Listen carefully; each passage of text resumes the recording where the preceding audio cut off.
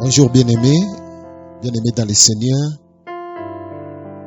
Je vous salue encore au nom de notre Seigneur Jésus-Christ, lui qui m'a encore accordé cette grâce pour que je puisse encore ce matin, en ce dimanche, pour notre culte de louange et d'adoration, pour parler de sa part. Que l'Éternel, notre Dieu, puisse vous bénir. Que l'Éternel, notre Dieu, notre Père, puisse encore vous sanctifier par sa présence, car il dit dans sa parole, là où 2 ou 3 se sont assemblés, à son nom, il est au milieu d'eux. Puisqu'il est au milieu de nous ce matin, il veut nous parler, il veut nous instruire. Que son nom soit glorifié. Prions pour que nous puissions commencer le message de ce matin. Seigneur, je te rends encore grâce, Seigneur, mon Dieu, Papa, pour ton amour, Seigneur, pour tout ce que tu as accompli durant la semaine, Seigneur, mon Dieu, et que seul ton nom soit glorifié, Papa, pour ce moment encore combien précieux que tu nous accordes, Seigneur, pour que nous puissions parler de toi. Moi, Seigneur, l'instrument, un faible vermisseau que tu as choisi par ta grâce, Seigneur, et que par moi, un péché, pour que tu puisses parler, Seigneur, mon Dieu, Papa, à ton peuple. Oh Dieu, merci, Seigneur, mon Dieu, Papa, parce que tu manifestes ta puissance et ta présence, Seigneur, mon Dieu, Papa, à cause de ton nom.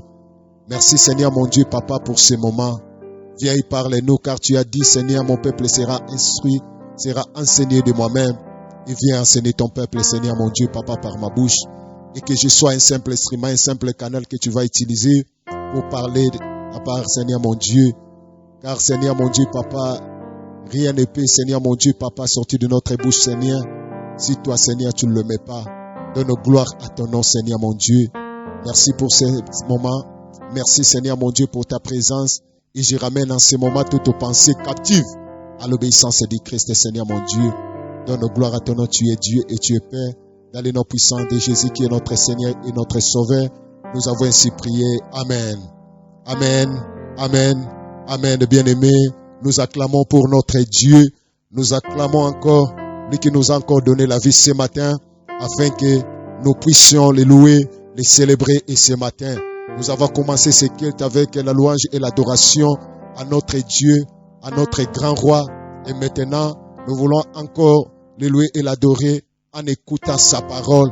Car l'homme ne vit pas seulement du pain, mais l'homme vit de toute parole qui sortira de la bouche de Dieu. Et la parole que nous voulons écouter ce matin, c'est sa parole. Voilà pourquoi nous allons rendre gloire à son nom. Et je profite de cette occasion encore pour bénir encore ces moments et bénir ses serviteurs, les couples ensemble, et le Seigneur m'a fait encore la grâce pour que je puisse encore me tenir encore devant son assemblée pour parler de sa part. Et que le Seigneur le bénisse et que le Seigneur bénisse encore leur ministère et que le Seigneur puisse bénir encore tous les responsables de l'église missionnaire Nouvelle-Philadelphie, les mamans, les papas, les jeunes frères et les jeunes frères et les enfants de l'Écodim. Que Dieu puisse vous bénir en ce dimanche et que Dieu aussi bénisse encore vous qui êtes en train de nous suivre. Vous êtes de loin partout où vous êtes, en Afrique, en Amérique, en Europe, partout où vous êtes. Que le Seigneur vous bénisse. Et le sujet que nous voulons partager ce matin, c'est un sujet que le Seigneur a mis dans mon cœur pour que nous puissions encore partager ce matin. C'est un sujet du temps de la fin. C'est un sujet qui concerne le temps que nous sommes en train de passer. C'est un sujet qui concerne le message du moment. Mets-toi en ordre avec ton Dieu. Mets-toi en ordre avec ton Dieu. Pourquoi je vais me mettre en ordre avec mon Dieu? C'est que quelque part, il y a des désordres. C'est que quelque part, il y a des choses que Dieu est en train de me reprocher, avec lesquelles je dois me mettre en ordre. Oh, Dieu veut que nous puissions être en ordre avec lui. Car il nous donne la vie, car il nous donne sa grâce pour que nous soyons en ordre avec lui. L'homme qui est en ordre avec Dieu, Dieu répand sa grâce, Dieu le bénit, Dieu le soutient et Dieu le fortifie, Dieu combat pour lui. l'homme qui est en ordre avec son Dieu, et Dieu est avec lui, Dieu marche avec lui. Oh bien-aimé, na l'été ya oyo, toza koloba ete, michana molongo, mibongisa na nzambe na yo. Isengeli ngai na yo, toyeba ko mibongisa. Moto aza ko mibongisa pona nini, wete yango nde nzamba lingi. Atindaki Yesu Masia, wete na nzela na Yesu Masia, biso o tozalaki mosika, biso oyo toyebaki nzambe te, biso oyo tozalaki na droit moko te, ete na nzela na Yesu Masia, toyeba kokota na kati na boyokani na ye nzambe, toyeba pe kozwa bomoi oyo ayebi kobongisela biso na nzela na mwana ne Yesu Masia. Ndeko na nga na tongo na lelo, au travers ya message oyo toza koloba, mets-toi en ordre avec ton Dieu. Tolingi totalisa nini? Ndeko ezali tango oyo nzamba lingi ete toza kozela biso bansoto na bozongi ya kolo Yesu Masia. Yesu akoya, Yesu akozonga, akoya kokamata ba oyo kaka basi ba mibongisi, ba oyo ba milengeli, akoya kokamata ba oyo bazali en ordre elongo na nzambe. Kozala en ordre elongo na nzambe elingi koloba nini? Tango toza koloba ete kozala se mettre en ordre avec ton Dieu. Zambo toza kolobela na tongo alelo. C'est le Dieu de notre Seigneur Jésus-Christ. C'est le Dieu qui a créé le ciel et la terre. C'est le Dieu qui t'a créé. C'est le Dieu qui m'a créé. C'est lui, le maître de l'univers visible et invisible. C'est lui, le créateur incréé. Yende toza kolobela na tongo na lelo. Le Dieu de Jésus-Christ. Yende alingiete ndeko na ngai yo o se mettre en ordre avec lui. Pourquoi? Parce que toza ko dépendre na ye. Muto aza ko reconnaître ete il n'est rien. Sans Dieu, il n'est rien. Sans Dieu, il ne peut rien. Et sengeli ete aiba tango nyonso kotala bomo na ye et aiba ko se mettre en ordre. Atali sikani ndeza malamu te na nzam aiba ko mibongisa po ete kolo akoba kozala na ye tango nyonso to. Toza kotia ko se mettre en ordre na nzambe na koyeba kotala ko sosola tango malamu tango oyo tozali. Paul aza koloba na biso na mokanzila na Ephésiens chapitre 5 le verset 16. Alobi rachetez le temps car les jours sont mauvais. Rachetez le temps car les jours sont mauvais. Toyeba koele la tango po ete mikolo ezali malamu te. Mikolo oyo tozali ezali mikolo malamu te. Pourquoi ezali mikolo malamu te? Eza mikolo oyo toza komona makambo mabe eza mingi. Toza komona bolingo pe ezali kobunga la kati na bato. Toza komona lolenge misala na satana ezali kosalema. Toza komona lolenge makambo ezali kokende. Lolenge bato, lolenge convoitise eza komata. Lolenge makambo ezali kosalema na mokili. Yango nzamba za koyebisa biso to welela tango. Welela tango po ete Yesu Masia azali na nzela. Yesu Masia akomi pene, akozonga, akokuta yo lolenge nini. Na mokanda ya Pierre, esika tozali povandisama na kati na matia na biso na tongo na lelo. Na mokanda ya 1 Pierre na chapitre nango premier, le verset 17 à 18. 1 Pierre chapitre 17, 1 Pierre chapitre premier, le verset 17 à 18. Kuna le Saint-Esprit de Dieu au travers y'apôtre Pierre azakoloba na biso, azakoloba na libota na nzam, azakoloba na yo, azakoloba na ngai, azakoloba na biso nini, azakoloba na biso nini na tongo lelo. Alobi puisque vous appelez, puisque vous invoquez, c'est lui obozako benga tata. Alobi dans vos prières, puisque vous invoquez, c'est lui, comme Père, c'est lui qui juge selon l'œuvre de chacun, sans exception de personne. Conduisez-vous avec crainte pendant le temps de votre pèlerinage. Conduisez-vous avec crainte pendant le temps de votre pèlerinage, sachant que ce n'est pas par des choses périssables, par de l'argent ou de l'or que vous avez été rachetés, de la vaine manière de vivre que vous avez hérité de vos pères. Na sepela ki na version mosusu, version semaine, alobi dans vos prières, vous appelez Père, celui qui juge impartialement tout homme selon ses actes. Par conséquent, pendant tout le temps qui vous reste à passer dans ce monde, manifesté par votre manière de vivre, que vous le révérez. Oh, na 18 alobi, vous avez été libérés de cette manière futile de vivre que vous ont transmis vos ancêtres, et vous savez à quel prix ce n'est pas par des biens qui se dévaluent comme l'argent et l'or. Oh, bien-aimé, Bible za koloba na biso na tongo alelo tolobi ete toza kolobela mets-toi en ordre avec ton Dieu. Abalobi na biso wana toza kobelela na losambo na biso tango tofuka maka tango totelemaka totombolaka mingongo na biso tozobelela ye tolobi ete Nzambe azali papa na biso. Alobi tobosana te o toza kobelela azali papa azakaka papa te azali pe juge. Il est le juste juge. Oh bien-aimé, ba juge ya mokili oyo babosanaka babiloko mosusu baza ko juger makambo na kotala pe b'intérêt na kotala pe b'intérêt na bango bazali parfois aussi baza ko jouer parfois aussi na partialité bango pe baza ko zwa mata mosusu na ba difficulté à cause poete bazali ba humain kasi Nzambe na biso balobi ete ya ponaka te na jugement na ye ya ponaka te yango baza ko yebisa na biso puisque toza ko belela oyo abengo tozo benga papa azali papa azali pe juge azako tala misala ya moko na moko azako yeba misala ya moko na moko ezane loko moko te ebomba mi liboso na ye misala nange bomba mi te liboso na ye makambo nange bomba mi te liboso na ye oyo zo sala oyo za kobika nyonso to azako mona pe ayebi yango kasi azako yebisa yo na oyo balingi koloba na biso ezanini ezali ko interpeller biso pote yo yeba komi bongisa epai na ye balobi puisque yo zako belela ye puisque yo zako belela oyo aleki sembo puisque yo zako belela oyo azali kolona nyonso to puisque yo zako belela alobi oyo aza fidèle alobi yeba komitambusa yeba lolenge nini ya komitambusa na tango ya pesio babengi yango temps ya pèlerinage ezali etant oyo Nzambe atikeli nga na yo na bomoi tant oyo toza ko vivre awa na se tant oyo toza ko zela bozongi ya Yesu Masia aya poete akamata église na ye poete enlever église na ye pour qu'ensemble biso nyonso to ba oyo akoya kozwa akokuta na kondima akokuta bamilengeli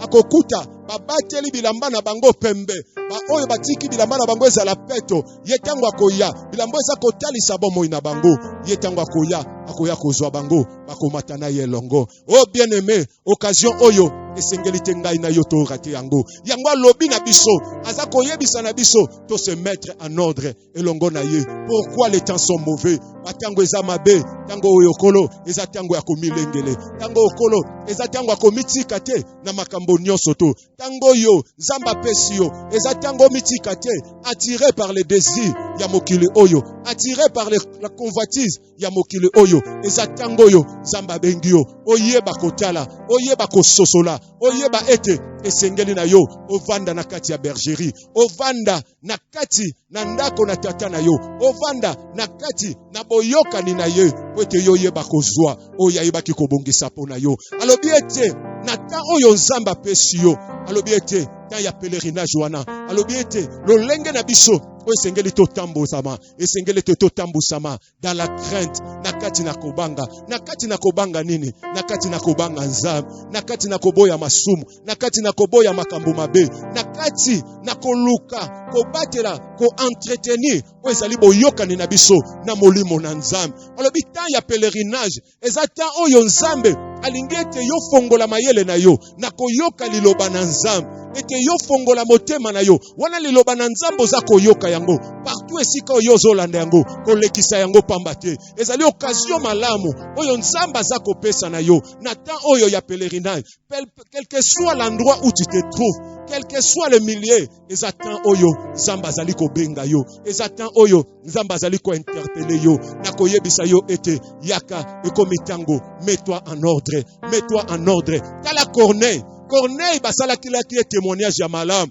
Corneille Nzambe nda tatola ki pona ye molimo na Nzambe nda tatola ki pona ye kasi esengela ki ete a se mettre en ordre ko se mettre en ordre ezala ki pona Corneille nini ayamba Yesu Masia lokola mokonzi pe mobikisi na ye po ete misala malamu ya moto l'effort humain ekoyi kobikisa moto te ndeko yo lobi ete nga nakendaka eglize te nga nasambelaka na lisanga te kasi nayibaka te nakosaka te nabangaka na ngai makambo nalukaka na ngai bitumba te naswanaka na mutu te nayibaka eloka mutu te nalukaka mwasi ya moninga te eza malamu nyonso to wana kasi yango te ekobikisa yo.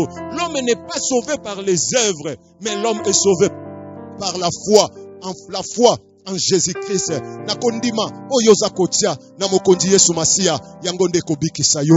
Alobi ete pendant le temps de notre pèlerinage, pendant le temps de votre pèlerinage, pendant le temps oyo zoko vivre na moi oyo, pendant le temps le souffle de Dieu eza encore katina yo, eza tango yo o se mettre en ordre longo na nzambe na yo, na etamboli na yo, na ezaleli na yo, na makambola yo nyonso tu. Mets-toi en ordre avec ton Dieu. Mets-toi en ordre avec ton Dieu.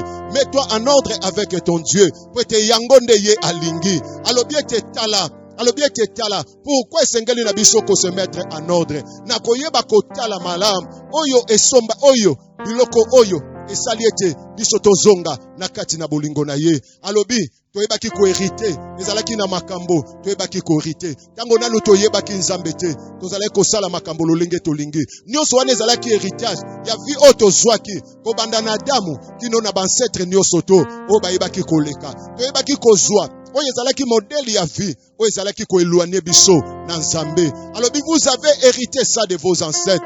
La manière de vivre que vous avez hérité de vos ancêtres. Voilà pourquoi makila ya Yesu Masia et sopanaki pour nous racheter, pour nous libérer, pour nous libérer biso na manière wana ya ko vivre afin que to se mettre en ordre elongo na Nzambe. Sele na makila na Yesu Masia yangonde baki ko somba biso. Bien aimé, alobi to somba mi na wolo to na palata te. Ce sont des objets oyo ezali ya valeur monene, mais yeba ete wolo to palata yango pe bungi saka valeur nango biloko mokili oyo eba ko perdre valeur nango, mais le sang de Jésus ne perdaka jamais valeur nango. Le sang de Jésus continue toujours à crier et ça ko ganga toujours et pas ina papa pona lobiko na yo, pona bolamu na yo, pona kokangola na yo, pona lisungi na yo. Yango ndeko na ngai, c'est l'occasion on nzamba pesinga na yo, occasion on nzamba pesinga na yo ya koyeba ko milengele, ya koyeba ko mibongisa, ya ko bongisa bomo inabiso, ya ko se mettre en ordre elongo na Nzambe. Alobi puisque boza ko belela oaza papa oaza ko sambisa makambo nyonso to boyeba lolenge nini bokoki ko mitambusa, yeba lolenge nini bokoki ko mitambusa. Bien aimé, tu as vu oza ko sepela, oza ko lia, oza ko lata, mais yeba toujours ko mituna est-ce que bobo inanga liboso na Nzambe ezali lolenge nini? Est-ce que bomo inanga ezali liboso na Nzambe misala na ngai makambo na ngai liboso na Nzambe ezali ko sepelisa Nzambe o naza ko sala lolenge naza ko vivre lolenge naza ko bik lolenge naza ko tambola? Est-ce que Dieu trouve gloire na yango? Alobi ete mets-toi en ordre avec ton Dieu. Na mokanda na ba Philippiens baza koloba na biso boye o mokanda na Philippe toujours l'apôtre Paul bien aimé ba soso baza koloba ete puisque maintenant nasi na yambi Yesu balobaki soki na yambi Yesu Masia nazwi lobiko nazwi bomo ya seko, puisque maintenant na yambi Yesu Masia et nasi nazwi bomo ya seko, c'est fini pour moi. Ete sengeli nanga kaka nazela ye mokolo kozonga ete nasala nini nazala enlever elongo na ye. Bien aimé ezali bongote Bible za koloba na biso na mokanda ya Philippiens chapitre 2 le verset 12 kuna bazoloba na biso. Ainsi mes bien-aimés, comme vous avez toujours obéi, comme vous avez toujours obéi, travaillez à votre salut avec crainte. Travaillez à votre salut avec crainte. Puisque oyambi Yesu Masia, esengelito se croiser les mains, esengelito loba ete le salut est acquis. Tiende konangai, tant que Jésus-Christ nano azongi te bien-aimé, esengelito yomike bisa. Esengelito eba ko travailler, awa Paul azakolo banabiso. Travaillez à votre salut avec crainte et tremblement. Travaillez avec crainte et tremblement. C'est que la parole de Dieu, Yesu obiso toyambi, les sacrifices, oh Yesu asala ki ne kulusu, esengeli ete kati na biso esisite kobanga nini, esisite kobanga Nzambe. Pona kotala ete mokonzi monene atika ki kembo na ye, alata ki nzoto na moto, pona koyana se kokufela ngai na yo, andimaki sorte nyonso ya humiliation. Pona kopesa bomo na ye, pwete ngai na yo tobika. Asopi makila na ye, pwete ngai na yo to sombama, pwete ngai na yo to kangolama, pwete ngai na yo tozala lisusu baumbu te ya Satana, tozala lisusu baumbu te ya mokili. Pour que te obéir lisusu te na ba désir na biso, pour que te obéir lisusu te na ba désir ya nzoto na biso, e yango nyonso tu ezala ki sumi kuna na ekulusu na ye Yesu Masia. Oh bien-aimé, kotala oh Yesu Masia asala ki nekulusu, esengeli memela biso la crainte de Dieu, esengeli mabiso et tindika biso na s'engager encore davantage dans zela na nzambe. Bien-aimé, celui qui travaille na kondima na ye, moto azako travailler pour na lobiko na ye, eza moto oyo azako prendre conscience, azako loba ete natika nyonso to na kangama se na Yesu, na tambola se na nkolo, na tambola na molimo na nzambe. Azatango nyonso ko sengaka ko luka lisungi ya molimo mosanto, le consolateur na kati na bomo na ye. Sans le Saint-Esprit de Dieu, nous ne pouvons rien faire. Et notre capacité ne vient que de lui. Yenda pesa kabiso makoki ya kotambola na kobanga nzambe. Motoyo azalis kotsa travailler pona lobiko na ye. Eza moto aza sensible na l'écoute na lobeli ya molimo mosanto, na langage ya molimo mosanto. C'est ça que Dieu veut. Yo se mettre en ordre na ye, na koza la sensible à la écoute à la parole de Dieu, à la voix du Saint-Esprit. Oazako benga yo, oazako lobana yo ete. Bien-aimé, tika nyonso to yaka epai na ye. Bien-aimé, tika nyonso to milengele mibongisa. Oh kolo na ngai, asengi na biso. Alobi ete tango tozali, ezali tango malamu te. Les temps sont mauvais, les jours sont mauvais. Yeba ko milengele bien-aimé. Yeba ko milengele bien-aimé. Na mokanda ya Romain, na Romain chapitre nango, le chapitre 13. Na Romain chapitre 13, na verset nango 12. Azakoloba na biso ete, la nuit est avancée, les jours approchent. Dépouillons-nous donc des œuvres des ténèbres et revêtons-nous les armes de la lumière. Marchons honnêtement en plein jour, loin des excès et des livrogneries. Oh, les jours approchent, les jours du Seigneur approchent, les jours de Dieu, de notre Seigneur, l'avènement de notre Seigneur approche. Yango na bazako interpeller ngai na yo na koyebisa na biso ete lolenge nini esengeli na biso kotambola ko banda na tango nyonso to ya mikolo oyo nzambe apesi ngai na yo na mokili oyo, na tango oyo nzambe atiki ngai na yo bomoi, eza tango yo oyo nzambe apesi yo ete yo yeba komilengele, ete yo yeba komibongisa. Ba mosusu bazoloba ete balobaki yango banda kala, oh baloba kango kaka Jésus revient bientôt. Jésus revient bientôt. Depuis babanda kolobango, Yesu azonga kate. Bien-aimé, yeba ete Yesu masi azako zonga. Bino baye oyo boza koloba tango nyonso to ke balobaki ete akozonga kasi kino lelo azako zonga te. Yoka mokanda na 2 Pierre, na 2 Pierre chapitre 3. 2 Pierre chapitre 3, le verset nango 9. Na 2 Pierre chapitre 3, le verset nango 9.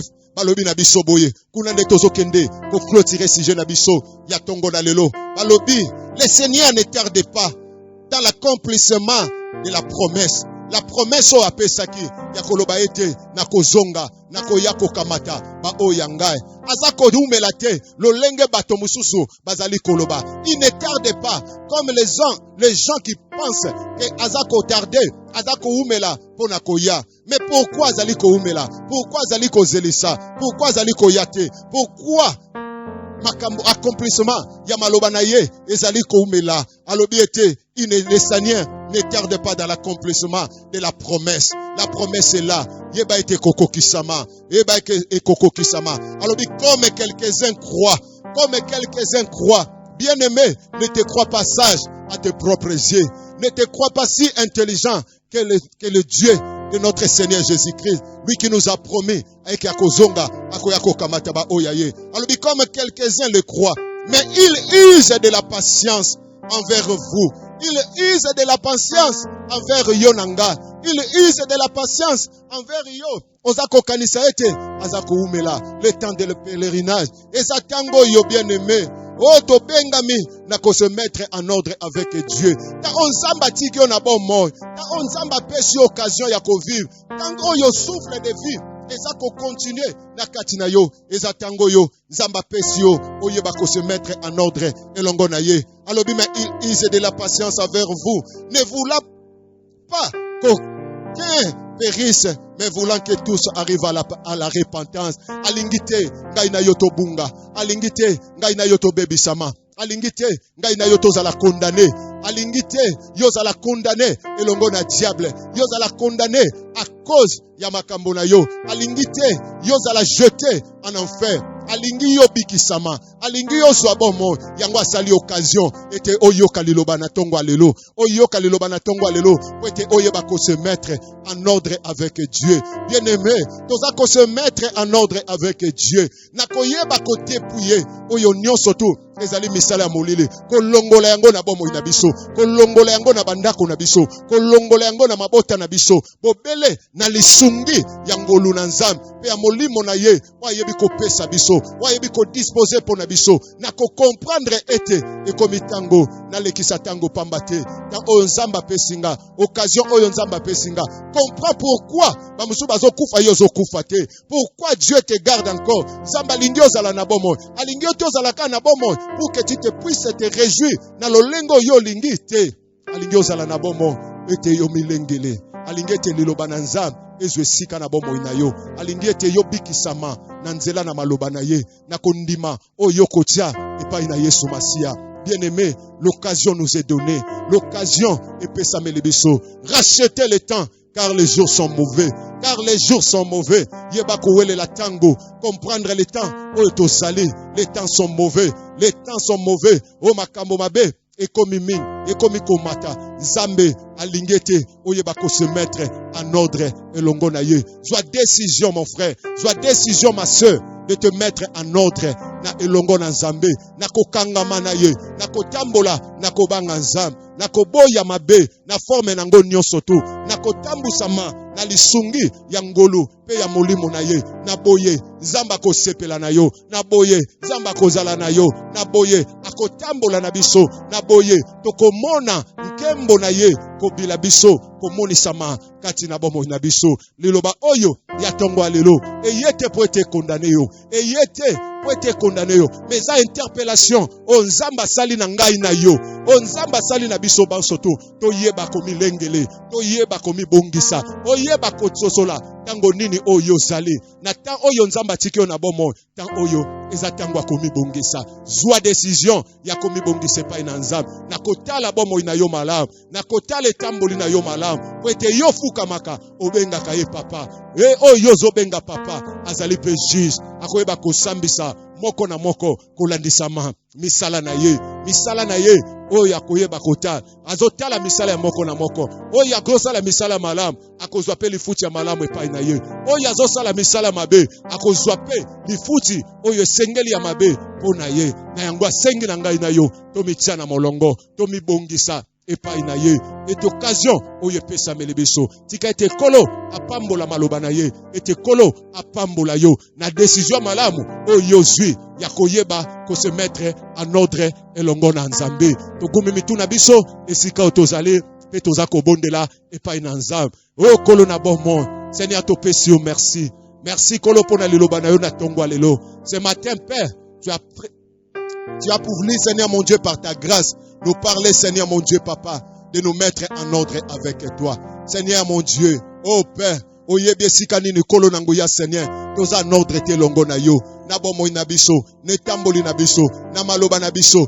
na nyonso ya biso Papa eloko moko te ebombami kolo liboso na yo kasi kolo na nzela la maloba oyo lobeli biso kolo kosengeli sungi ya molimo na mosantu na biso moko tokoki te sunga biso kolo esiko tozangi bososo likolo pesa biso bososo likolo wana toyoki liloba na tongwa lelo nesiko yo kolo toza en ordre te elongo na yo kolo toyeba ko se mettre en ordre molimo na yo waza molimo na pole angengisa nyonso ya biso kolo esika oyo odezalaki te kolo elongo na yo kolo to se mettre en ordre Seigneur na domaine nyonso ya biso to se mettre en ordre Seigneur na tamboli na titi na comportement na nyonso kolo oeza kopesa olokumu nzambe na bomo lokumu ezonge pai na yo tika ete ndeko moko na moko wazwi décision ya malamu ya ko se mettre en ordre longo na yo nzambe kolo yo pambola ye kolo yo bikisa ye kolo yo kangola ye kolo yo salela ye bolamu amona loboko na yo kati na bomo na ye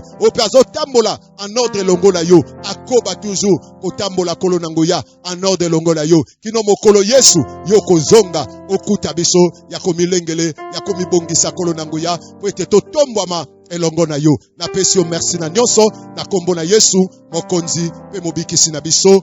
Merci Seigneur Jésus-Christ. Merci Seigneur Jésus. Tobeteli nzambe maboko. Nzambe apambola yo. Yo oyeba ki lisusu. na ko disposer tant oyo po na koyoka liloba na nzambe mongongo na nzambe. Nzambe apambola yo esika oyo zali bino baiboza na mosika bino baiboza pembeni na biso oyeba nzambe te apambola biso bansoto ko bana kolanda biso lelo ezalaki dimanche ba programme na biso ya semaine ezali te mercredi.